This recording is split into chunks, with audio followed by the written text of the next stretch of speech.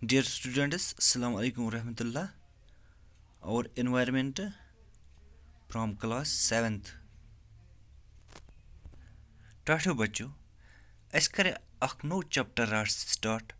Chapter number 5 water यानी कि आब रात पूर ये तुम आबस मुतलिक सोचान तैसे मुख्तलिफ इमेज दिमागस में सपोज रिवर वाटरफॉल पिटर पैड मुख्तलिफ इथा पे आज पढ़ो यम जे पे The major sources of fresh water are the rivers, ponds, springs, and glaciers. The ocean bodies and the seas contain salty water. The water of the ocean is salty or saline as it contains large amount of dissolved salt. Most of the salt is sodium chloride or the common table salt that you eat. टाठो बच्चों दपा the major sources of fresh water यानी कि ताज़ आबिक बड़ sources यम तुम reverse Pond's springs reverse गए दरिया पॉन्ड्स गए तालाब स्प्रिंग्स गए नाग यानी कि नाग आस तुम पता नाग तुम वुचमित असल पे ये गाँवस मं तह नाग रिवर तुम वुचमित ये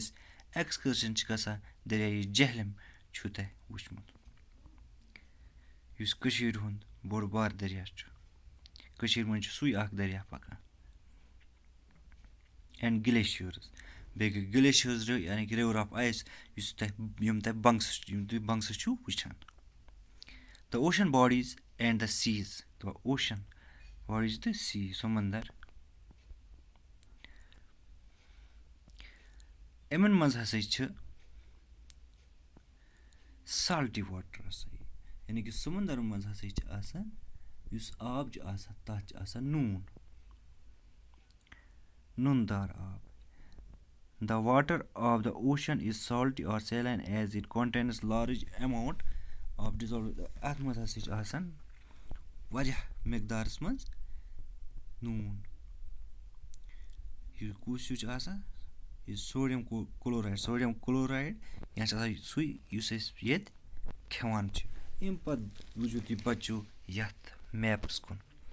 यह वर्ल्डुक मैप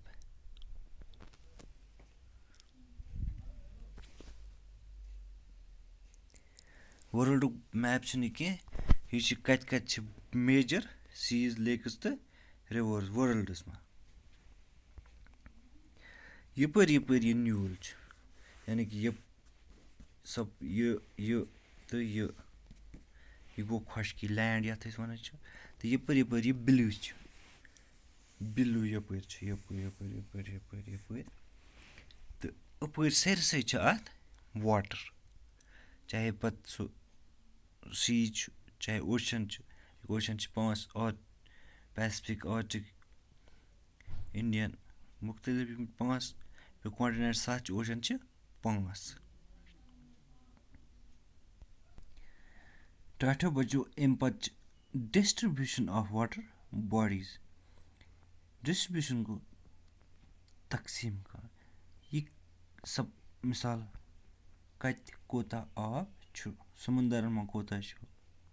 रिवर्स दरियावन में कोता एटमॉस्फेयर में कोता लेकन में कोता We all know that 3/4 of the earth's surface covered by water. दपा सारी हसा जाना कि 3 आब जमीनस पे if there is more water than land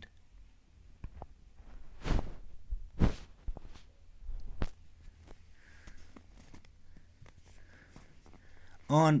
this earth, why do so many countries face water scarcity? दपा अगर हसे खुशकी निश ज्यादा आब यानी कि 67% आब तो 35% खुशकी तेल क्या अड़न मुल्कन मज आबच किल्लत आसान यानी कि तय यथ पे समझ अगर ये मिसाल निमो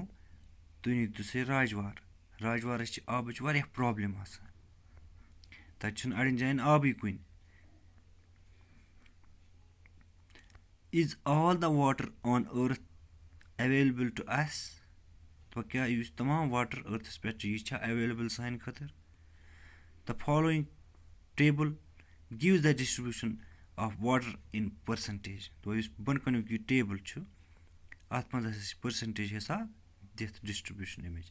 ओशन मज 97.3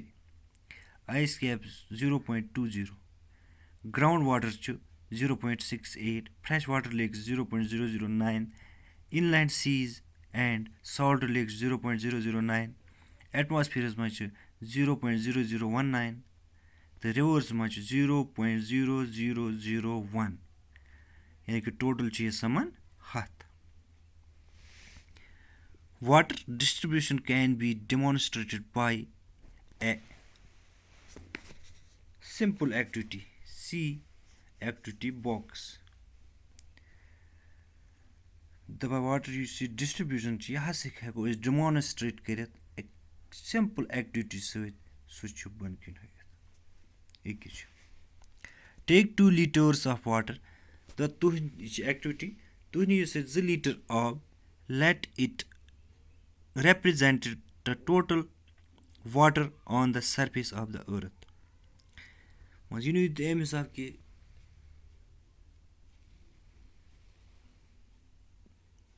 यह हाइद दी total water yes earth's pet measure out 12 spoons of water from this vessel into another bowl एमो 2 लीटर मा तुलियो तुह 12 चमच आब through big bowl. The water that is left behind in the vessel represents the salty water.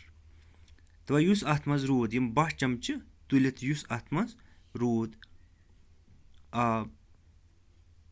यमो 2 litre मज तो use समझो तो यह हसा